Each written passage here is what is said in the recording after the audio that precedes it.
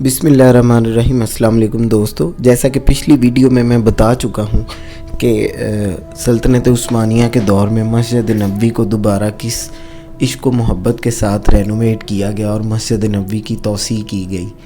پھر کئی صدیاں بیت گئیں، اندرونی سازشوں اور بیرونی نیتوں کے دباؤ کے تحت پرانی حکومتیں کمزور اور نئی حکومتیں طاقتور ہو گئیں۔ پھر جب 20ویں صدی کا آغاز ہوا تو پہلی جنگ عظیم شروع ہوئی۔ اس جنگ میں عثمانی حکومت نے انگریز، فرانسیسی اور اطالوی طاقتوں کے خلاف جرمن قوم کا ساتھ دیا۔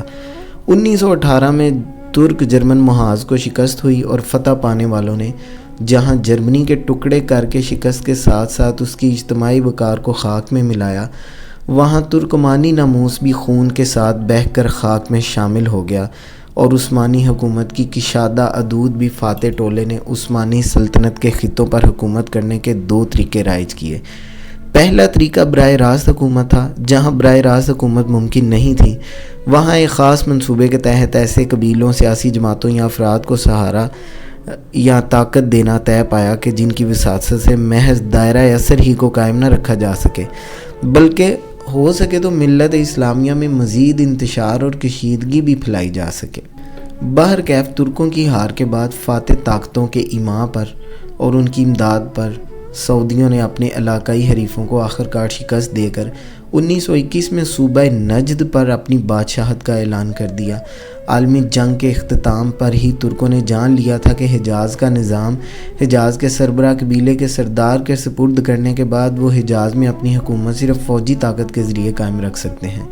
اس کا مطلب یہ ہوگا کہ کسی حملے کی صورت میں خاک حجاز پر لہو بہانا لازم ہو جائے گا، خدا نخواستہ مکے اور مدینے میں گولی چلانی لازم ہو جائے گی۔ یہ کیفیت ترک لحن اور خصلت کے بالکل برعکس تھی۔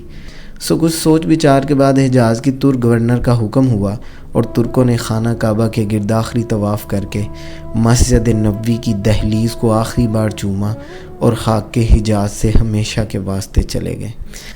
حجاز پر قبضہ جمانے کے فوراً بعد ہی جو سب سے پہلا کام سعودیوں نے کیا، وہ سعودیوں نے ایک باقاعدہ نظام کے تحت حیات طیبہ سے منسلک تقریباً ہر تاریخی، جمالیاتی، روحانی، جسمانی اور معاشرتی نشان کو اپنی ذہنی قلت اور قلیل تر عقیدے کا ہدف بنایا۔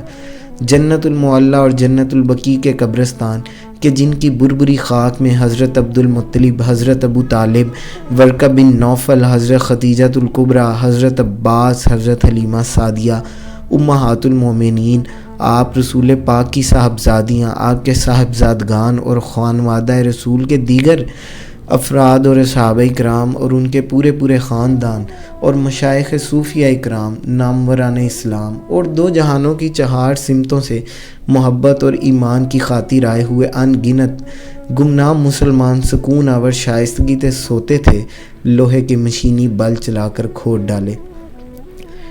پھر ان سب مزارات کو برابر کروا دیا۔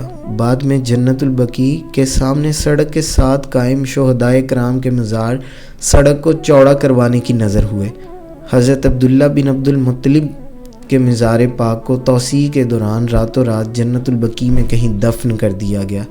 نہ ابو طالب کا محلہ رہا، نہ ورقہ بن نوفل کی دہلیز رہی، نہ ام ہانی کا آنگن رہا اور نہ ہی بنو ارقم کی جگہ رہا۔ ام ہانی کا گھر کہ جس کے آنگن میں 2 وقت مل کر ایک ہوئے تھے، تو وہ مسجد حرام کی توسیع کے دوران مٹ کر بے نشان ہو چکا۔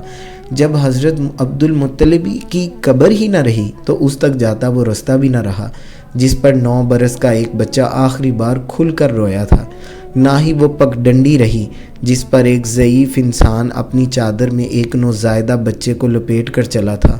ہاں، اس بے وجہ عمارت کے سائے میں جو ابو طالب کے محلے کو کھود کر بنائی گئی ہے، ایک گھر اور اس کا وہ شمالی کمرہ کہ جس کے 4 آئینوں کی اوٹ میں کبھی کبھار 4 سمتیں ملی تھیں، ابھی تک بمشکل موجود ہے، مگر اس کمرے میں عرصے سے سفیدی نہیں ہوئی، نہ ہی تیسرے چاند کی 12ویں کو معصوم بچے تلاوت کرنے اس گھر میں داخل ہوتے ہیں۔ اس کمرے کے شمال کی جانب ایک روشن دان ضرور موجود ہے، مگر اس سے اب شمال کا ستارہ نہیں دیکھ سکتے۔ رہے پرندے تو ان کے آزاد کرنے کا رواج تو اس شہر میں کب کا ختم ہو چکا۔